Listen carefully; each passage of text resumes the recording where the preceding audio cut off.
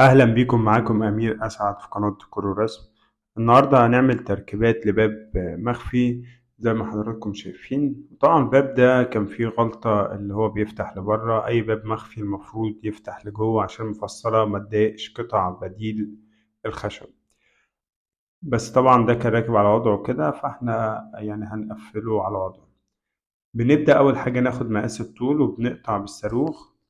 وفي حاجة مهمة، اللي وانت بتجيب بديل الخشب هات البي في سي، ما تجيبش الام دي اف زي ما حضراتكم شايفين. ده الام دي اف وده مش احسن حاجة، حتى في قطعته وتقفيلته من فوق وتحت مش بيبقى احسن حاجة. فالبي في سي بيبقى خامة كويسة جدا، وفي التقفيل بتاع البيبان دي بيبقى احسن بكتير. بنبدأ نثبت أول شريحة، طبعا بتديلها مسمار فوق وتحت عشان ما تريحش الجزء اللي هو تحت الباب الصغير ده. وبتبدأ تركب الشرايح بتاعتك زي ما حضراتكم شايفين كده. كل شريحة بتديلها مسمار أو مسمارين بحيث إن هي ما تريحش، لأن السيليكون بيريح لحد ما تعضم وبتشيل، وبتقفل مكان المسمار ده بنفس اللون بمعجونة كده مش بيبان خالص. بنيجي في آخر حاجة بنبدأ نقطع. حتى بديل الخشب ال MDF ده فقطعته الطولي مش بتبقى مظبوطة قوي.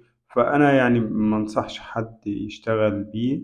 هو شكله مش بيبقى وحش يعني، بس الأفضل يكون PVC مش MDF، لأن MDF ده يعتبر كرتون مضغوط مش بيكون أحسن حاجة.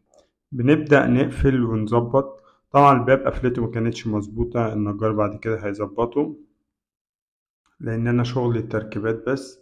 ببدأ أقفل وأظبط بقى على وضع الباب، بحيث لما النجار يجي يظبطه على وش الحائط بالظبط يكون ماشي مع الخشب بتاعي.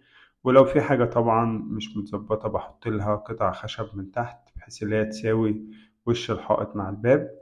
بتبدأ الشرايح اللي بتركبها دي بتحط لها بردك مسمار عشان ما تريحش زي ما حضراتكم شايفين كده.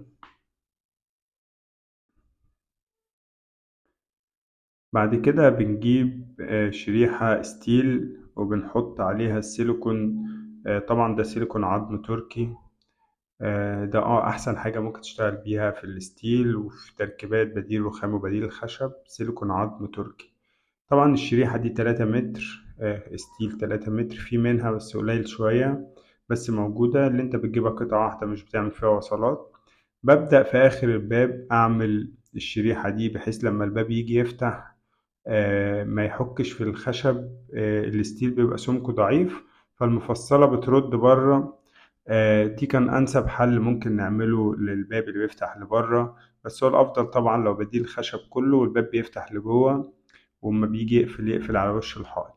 بس احنا قلنا نعمل شكل كده يكون برضك معقول وشكله ظريف، بحيث ان احنا نشغل الباب على الوضع ده، لأن المكان اللي جوه ده كانت أوضة صغيرة جدا ما ينفعش الباب يفتح لجوه. زي ما حضراتكم شايفين كده بنبدأ نقفل بقية الشرايح. مهم جدا ان انت تضغط كويس جدا. طبعا في ناس ممكن تكمل الحائط للآخر، وفي ناس بس عايزة تعمل مكان الباب كشكل ديكور في داخل الشقة. وبعد كده بنبدأ نشيل الستيكر اللي على الستيل. زي ما حضراتكم شايفين كده بنبدأ نفنش الحائط. وده شكل الحائط. طبعا الباب لما النجار هيظبطه هيبقى على الوش بالظبط. بس طبعا الصح اللي الباب يفتح لجوه عشان يبقى فيه أكرة من جوه وتزقه من بره. أتمنى يكون الفيديو عجبكم. لو عجبك الفيديو متنساش تعمل لايك. لو انت مش مشترك معانا في القناة اشترك وفعل الجرس ليصلك كل الفيديوهات الجديدة. أشوف حضراتكم على خير الفيديو القادم إن شاء الله.